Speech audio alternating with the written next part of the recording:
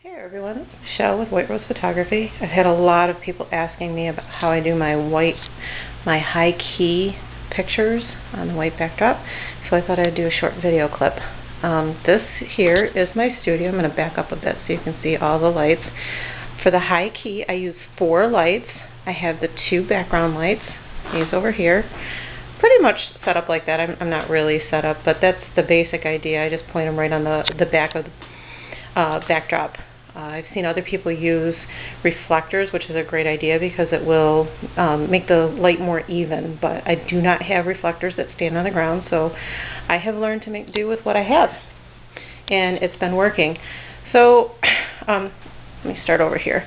This is my main light over here. You can see I'm set up in my living room area. I just totally rearrange everything every time I have a session.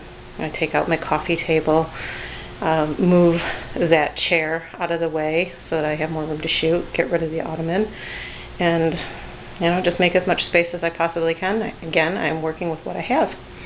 So anyway, this is my main light. For one person in studio, I usually set the main light at f8. That's a standard lighting setup for me. The fill is right there with an umbrella. Again, I would prefer a softbox.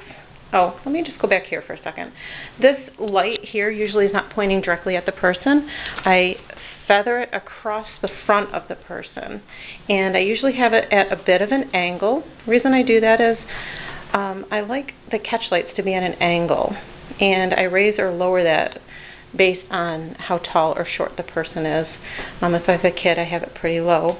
And then if I have an adult that is standing, I raise that up so that the catch light is in the, I gotta think now, the 2 o'clock position typically.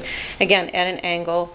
I try to get that catch light to be completely on the iris and not in the pupil. I'm not always successful. When I'm doing a session, I sometimes just start moving kind of fast and forget those little tiny details. But it works.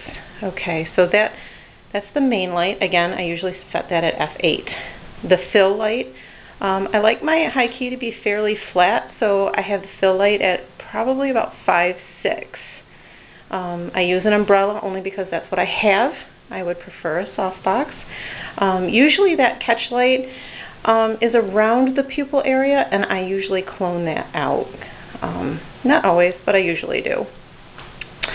Then the background lights. Oh, here you can see some of my props. Somebody was asking in the forum about the cart. Yes, it is a rollaway kitchen cart. I borrowed it from my mom. Got to return it, unfortunately, but that is what I used for the little chef pictures. And then those are the presents that I wrapped. They're just boxes, obviously. And a few other little props I have ready. I do have a session a little later. Anyway, these background lights are usually set. I've been setting them at f16, which is 2 stops brighter than the main light. So whatever your main light is, set the background light for 2 stops brighter. I did listen to a PhotoVision recently, and they had it 1 stop brighter, and I tried that once, and first time I liked it, second time it was a lot of extra Photoshop work, so I'm going back to my 2 stops. It worked for me, and you do have to learn what works for you and not be so influenced by what the pros are doing. I put the pros in quotes, although I do believe this guy was definitely a pro. I just like my high key to be, I like the background to be completely blown out for stock photography in particular. I don't always do that for my clients, but for stock photography they like it completely blown out. And you can see that this is a roll of paper. We have it hung, on my husband jerry rigged that for me. We just hung a bar up across, and I leave the roll of paper on the bar, but I do roll it up and down depending on if I have a session or not. The paper can be wrinkly, doesn't matter, it's going to be blown out anyway, so I can use that paper over and over and over again. And then on the floor, as we've talked about, this is tile board that I got from Lowe's. It cost me between $10 and $15. I think it was $12 or $13 a piece.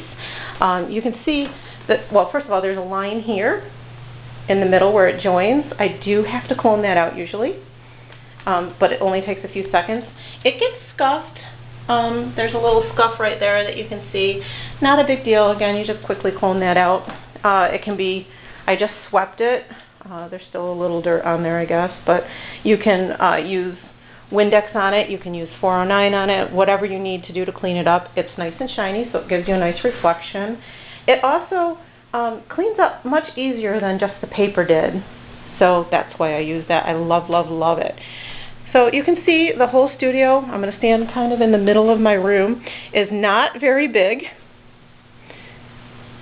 You know, I'm learning to make do. Yes, I would love a studio to have more space. I usually only do 1, 2, maybe 3 people. I guess I did do a family of 4, but they were small kids in here, so because of the limited space. Oh, and you can see how the background lights are right on the whiteboard. That's, again, because I don't have the space. So sometimes they'll get in my pictures, but if you light this properly and it's just blown out, you can just use the eraser tool. It takes 2 seconds. You get rid of any background that ends up in your picture. So sometimes they'll even get that gate in the back, or I might get that little whatever you call it, chest there. I might get that in the background. It doesn't matter. As long as it's not touching the person, you can just erase it out real quick and easy. No big deal. So that's my setup. Main light f8, background light f16, fill light is typically f5.6. If I'm doing, more than one person, I might bump that main light up to f11.